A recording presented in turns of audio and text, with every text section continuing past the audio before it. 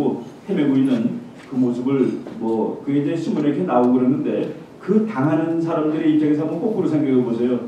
나에게 되는 게 아무것도 없구나는 그런 생각입니다. 그래서 우리가 이제 이런 상황을 보면은 그 국제사회 이게 지금 세 가지를 말씀드린 겁니다. 김정일의 자연수명 그리고 두 번째는 북한의 북한 내부의 문제 및 경제 문제 세 번째는 국제사회의 압박 그리고 중국이라는 나라가 지금 내후 외환입니다. 많은 사람들이 이제 중국을 대단하다고 치고 그러는데 중국은 보이지 않는 문제가 너무 많아요. 제가 지금 강의 시작한 지 한 30분 정도 되는데 중국의 폭동이 지금 몇 건 났으리라고 생각하십니까? 제가 강의하는 동안 중국의 공식 발표에 의하면은 강의하는 동안 10개가 터졌습니다. 10개 3분당 한 개씩 납니다. 3분 그러니까 1년에 9만 건 그래서 중국 공식 발표로 지난 4년 동안 폭동이 36만 건이 발생을 했습니다.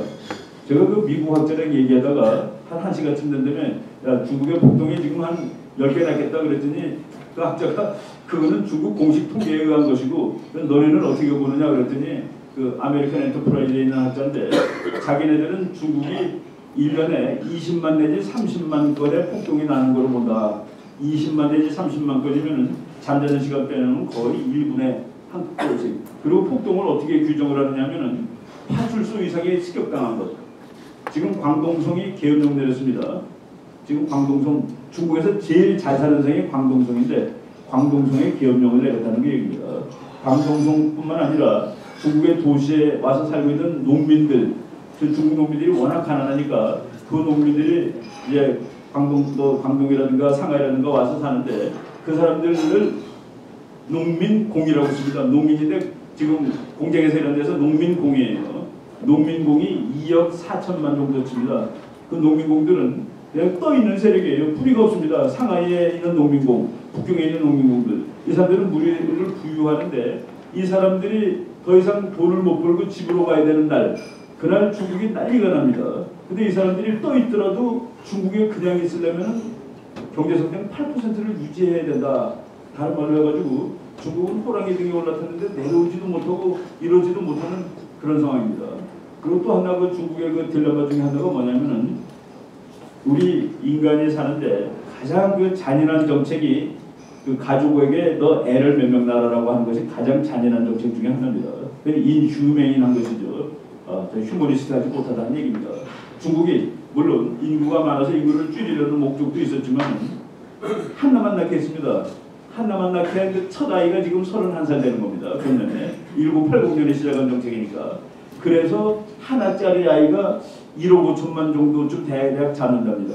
그런데 인간 사회에서 중국 같은 나라는 사회보장제도가 없기 때문에 아들이 바로 사회보장제도입니다. 아들을 낳아야 늙었을 때 살 수가 있는 거예요.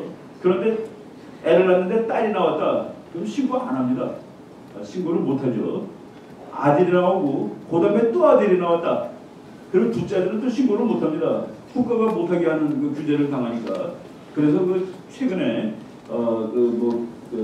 중국에 있다 쫓겨난 그 미국 기자들이 쓴 책이 있는데 중국이 위대해질 수 없는 50가지 이유라는 책이 우리나라 말로는 중국이 패권국이 될 수 없는 31가지 이유하고 19개 빼고서 번역이 되어 있는데 거기에 의하면 그 외아들 하나만 낳는 사람들의 형제자매가 있지 않겠습니까?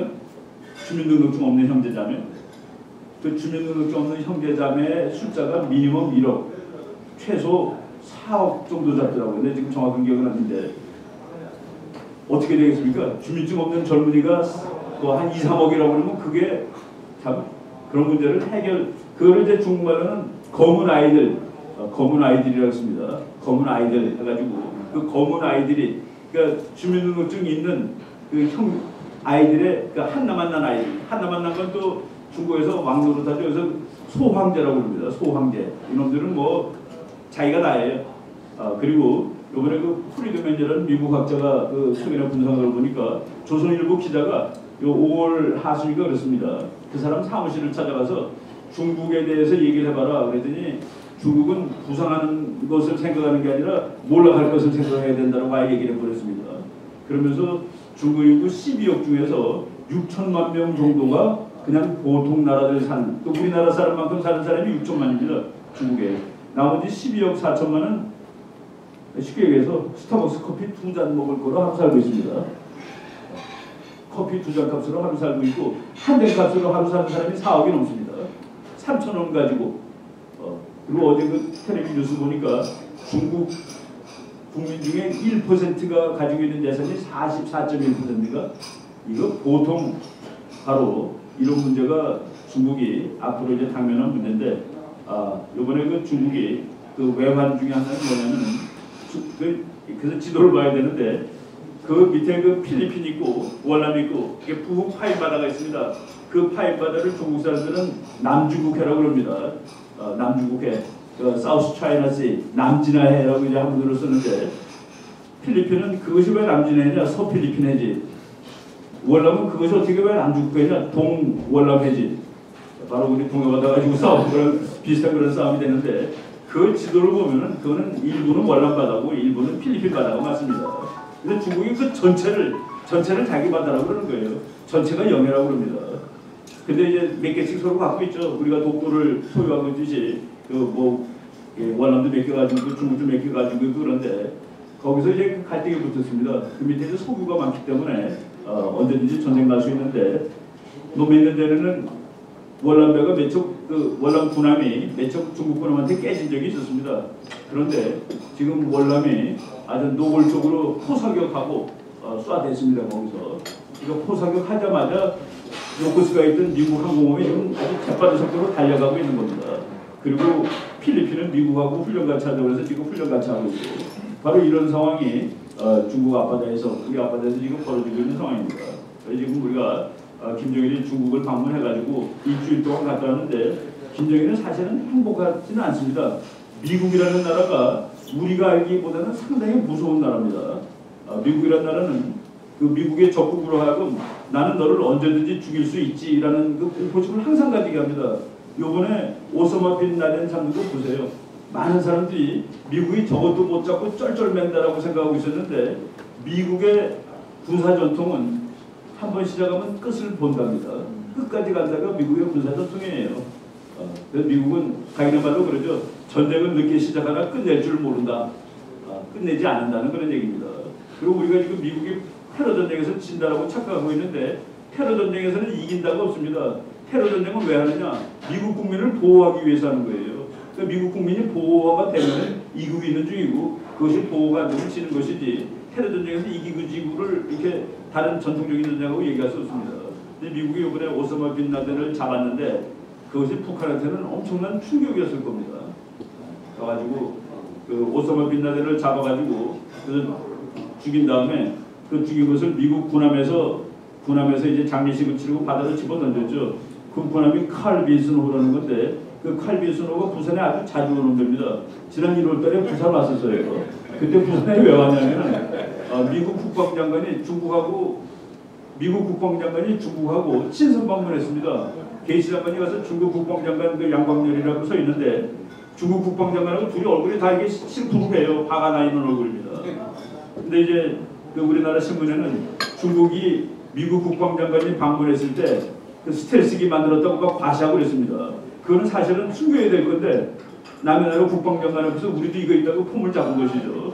그래서 이 미국 국방장관이 얼굴이 화가 났다. 그 사진을 보고서 이 중국 관계가 상당히 나쁘구나라고 다 알았는데 사실 물을 먹인 것은 미국 국방장관이 아니라 중국 국방장관이라고 봐야 맞는다는 그 얘기입니다.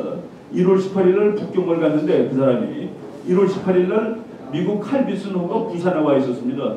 그러니까 중국이 제일 싫어하는 군함을 중국 코앞에다 갖다 놓고서 친선 방문을 했다는 건 좀 웃기는 얘기죠.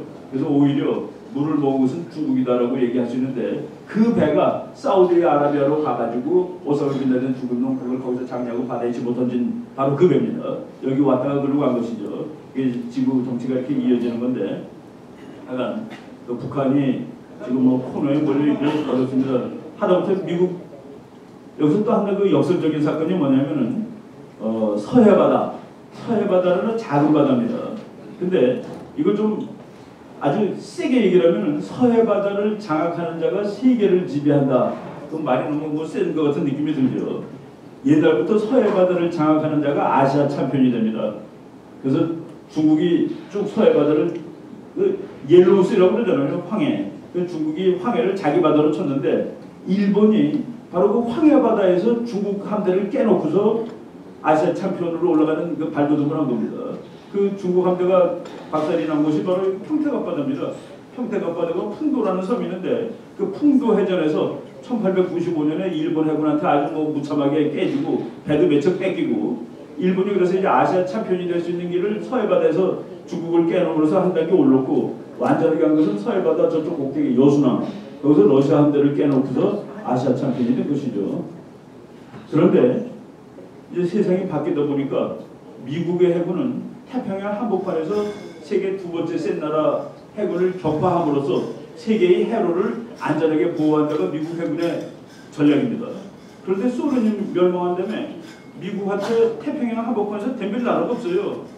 그러니까 미국 해군은 집에 가든지 전략을 바꾸든지 해야 되는데 미국 해군이 전략을 바꿨습니다. 뭐로 바꿨냐면은 미국 해군은 이제 태평양 한가운데서 다른 두 번째 나라랑 싸우는 게 아니라 적의 지상군하고 싸우겠다고 바꾼 거예요. 그래서 해군 보고서 제목이 From the Sea 1992년에 나온 보고서입니다. 바다로부터. 그래서 미국 해군이 바다로부터 적하고 싸운다니까 지금 어느 바다입니까? 미국이 싸워야 될 바다로부터가 어느 바다예요? 서해 바다입니다. 중국이 북한 있잖아요. 그죠? 그래서 미국이 서해 바다를 들락날락하고 있는데 중국이 야 이거 우리 바다야. 미국은 그게 공해지 어떻게 너네 바다냐? 라고 얘기하자면은 지도를 보시면은 그것은 사실은 중국 바다 비슷하죠. 솔직히 예를 들어서 우리가 남의 집 대문 앞에 주차해도 불법은 아닙니다. 그죠? 그 길이 공용이니까. 그렇지만은 남의 집 대문 앞에 주차하는 건 좀 미안한 마음이 들지 않겠습니까? 눈 오는 날 그 집 앞 누가 씁니까? 그죠? 그 집주인이 쓰지. 바로 그런 의미로 서해 바다가 미국이 들어올 때 뭐 좀 약간 미안한 마음이 있습니다. 작년 천안함 사건 이후 미국이 서해 바다로 들어가니까 중국이 소리 질렀죠. 동해 바다가 소리 냈습니다. 그런 그 델리케이트한 거가 있는데 지금 미국은 서해 바다를 마음 놓고 들락날락합니다. 왜? 북한이 들어와도 되는 조건을 작년에 다 만들어줬죠. 연평도에서 한번 포 쏘고 그리고 천안함하고 그랬으니까 미국은 그 바로 중국이 제일 짜증내는 미국군함이 들어오면 제일 싫어하는 그 바다를 북한이 너 들어와도 돼 하는 식으로 돼버렸다는 얘기입니다. 그래서 그 전략 분석가들 중에 어떤 사람은 이 천안함 연평도 사건 중에서 가장 덕을 본 것은 미국이다라고 얘기하는 사람도 있어요. 서해바다 맘 놓고 들어가도 되는 그런 조건을 얻었으니까. 그러니까 중국은 북한이 미워 죽겠죠.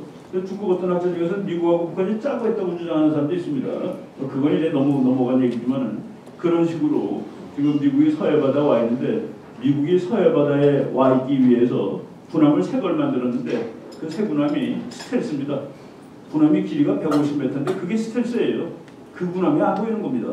그러니까 북한이 주한미군 철권하자라는 얘기를 옛날처럼 세게 할 필요가 없게 된 것이 땅에 있는 미군 나가면 뭡니까? 바다에 와 있는데 그리고 바다에 와 있는 미군은 지상군하고 싸우겠다고 저러고 전략을 바꿔놓고 있는데 바로 미국이 이제 미국 해군이 적의 지상군하고 싸우겠다는 얘기는 그 말이 아주 농축적으로 나타난 것이 의정부 동두천에 있는 미군이 평택으로 가는 겁니다. 의정부 동두천에 있는 미군이 평택으로 가는 바로 그것이 미국이 앞으로 미국 해군은 적의 지상군하고 싸우겠다. 그 평택 앞바다 의미가 많죠. 평택으로 미국이 가는 이유는 옛날에는 미국군이 의정부라든가 동두천에 앉아가지고 앉아있는 미군입니다. 북한한테 너 서울 가지고 싶지? 그러면 공격해봐. 근데 나를 타고 지나가야지 서울을 갈 수가 있어. 네가 나를 넘어갈 수가 있겠어? 오지마. 그 전쟁 억지력으로 미군이 동두천에 주저앉아 있었던 겁니다. 그런데 2001년 이후에 미국이 전략을 바꾸면서 미국이 독재 국가라든가 또 이 테러를 지원하는 국가를 선제 공격해야 할 수도 있겠다. 선제 공격해야 하려면 앉아서는 안 됩니다. 일어서야 되는 것이죠. 일어서 가지고 선제 공격에서 틈을 또 벌려놓고 그래서 평택으로 오고 평택으로 와서 옆을 쳐다보면 중국이 보이죠. 바로 그게 이제 전략적 유연성이란 말입니다. 이제 북한만 막는 것이 아니라 중국도 손볼 대상이 되고 지금 미국이 괌에다가 14조짜리 비행장을 만들고 있습니다. 우리나라 돈으로. 그 비행장에 B-2라는 폭격기를 갖다 놓을 예정으로 했는데 B-2는 B-52의 4배를 실을 수 있습니다. 속도도 훨씬 빠르고 소련 영역을 침투하기 위해서 만든 비행기인데 그 비행기가 소련하고 쓸 일이 없었죠. 소련이 망했으니까. 바로 그거를 괌에다가 갖다 놓고 있다는 그 얘기입니다. 그래서 북한까지 또는 그 중국까지 2시간 이내에 도착할 수 있는 그런 폭격기죠. 하여간 그 미국 그리고 작년에 북한이 천안함 명평도한 이후에 오키나와에 미국이 가지고 있는 제일 좋은 그 전투기 F-22라는 놈을 갖다 놨습니다. 그 F-22는 안 보여요. 전혀 안 보입니다. 풍뎅이를 쇳덩어리로 만들어가지고 한 10km 상공에 쪄놓고서 그 놈을 레이더가 볼 수 있다면 그 비행기를 잡을 수가 있습니다. 그러니까 못 잡는 거죠. 그 비행기가 오키나와에서 김정일 사무실까지 30분이면 갑니다. 그러니까 이제 워닝 타임이 30분밖에 안 되는 그런 상황이 된 것이죠. 그래서 그 김정일이 힘듭니다. 뭐 이렇게 기차에다가 스텔스를 다셨어요. 하도 급해서. 그러니까 기차로 주로 다니니까 어디 가든지 다 알잖아요.